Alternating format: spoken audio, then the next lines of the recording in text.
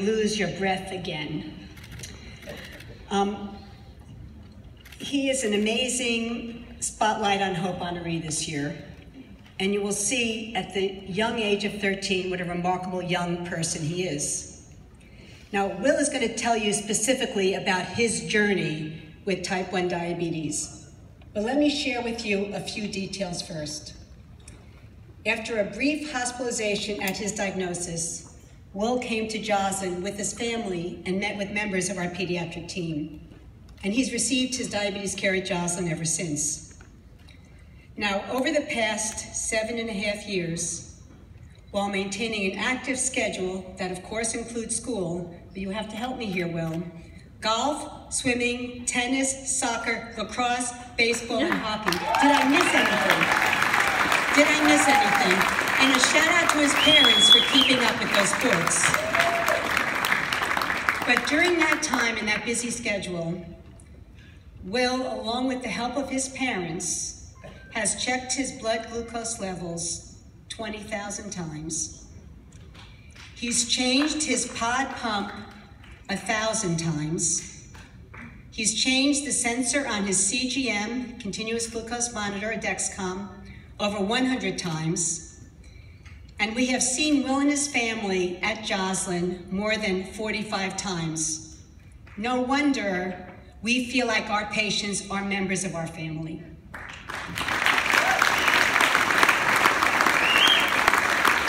So now let me introduce to you Will, and he's going to be our honoree as a Spotlight on Hope and share his story with us.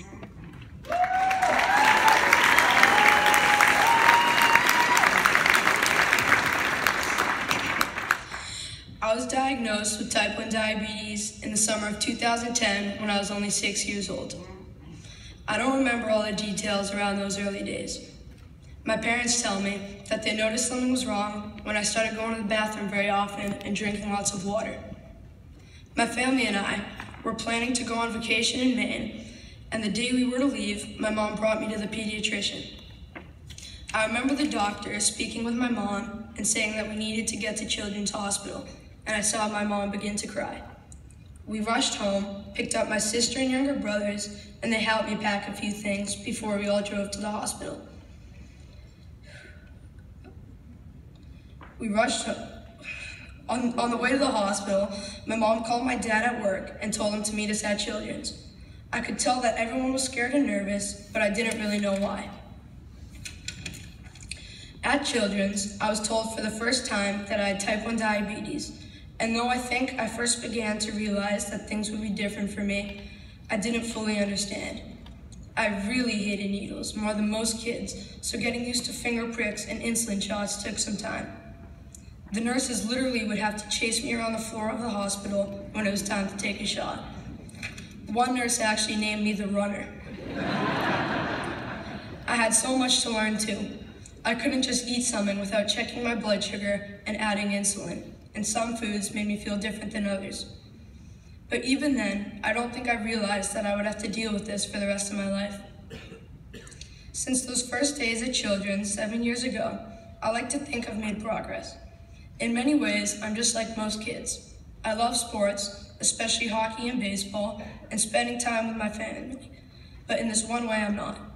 Dealing with type 1 diabetes is hard. I have to think about it every day and every night. There are the injections, changing my pod, treating my highs and lows, testing my blood sugars, and so much more. I have to miss parts of important classes, practices, and games when I go low.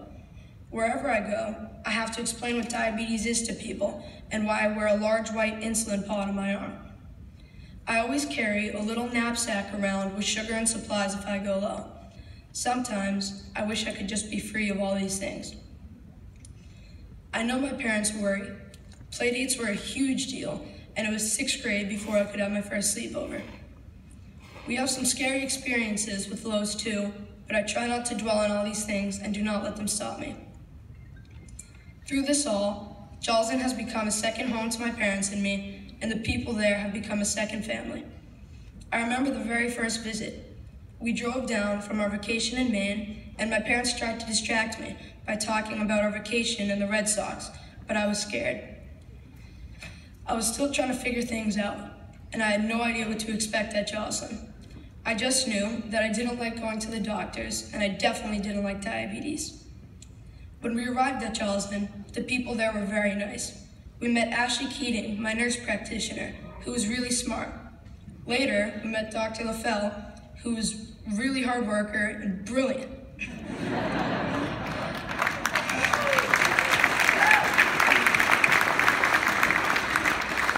When my parents had long meetings with Dr. LaFell and Ashley, I played in the playroom for a couple hours, sometimes even forgetting why I was there.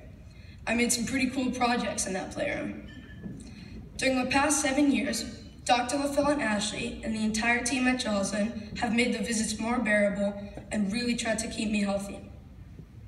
They helped me with all the new diabetes tools, new pump choices, CGMs, tapes, lotions. Now, I actually like going to Joslin for my appointments. I like the waiting room where my dad and I play checkers. I normally win. I like seeing Ashley and telling her about my hockey and baseball games. And I love seeing Dr. LaFell, who's always interested in me, not just my diabetes. Diabetes is never easy and can be frustrating. However, the people at Joslin understand that and make it a lot easier. Because of what Joslin has done for us, I wanted to give back. I had heard about fundraisers and thought it would be cool to raise money for Joslin. I wanted to include something that I like doing, so I chose a charity street hockey tournament. I mentioned it to my parents, and they loved the idea. There was a lot of stuff to do, though. Pick a date, find a street hockey rink, reserve it, create a flyer describing the event, email it to people, create teams, make a schedule, and even more. I immediately went to work. That was the spring of 2016. The tournament, the first annual Street Hockey to Shut Out T1D, was a huge success. We had 10 teams and raised a lot of money and had such a fun day. My whole family helped, and so many of my friends participated. This past year, the tournament got even bigger. We had 14 teams and were even more successful. To see all my family and friends supporting something that means so much to me makes me want to make it bigger and better every year. I hope my small contribution can make a difference, and I really do pray every day for a cure. I just want to thank everyone at Joslin for being there for me and my family for being there every step of the way, and for this honor tonight. Thank you all for coming.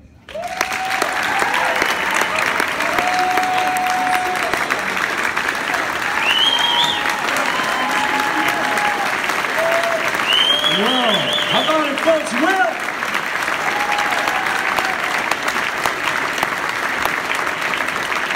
everybody? Yeah.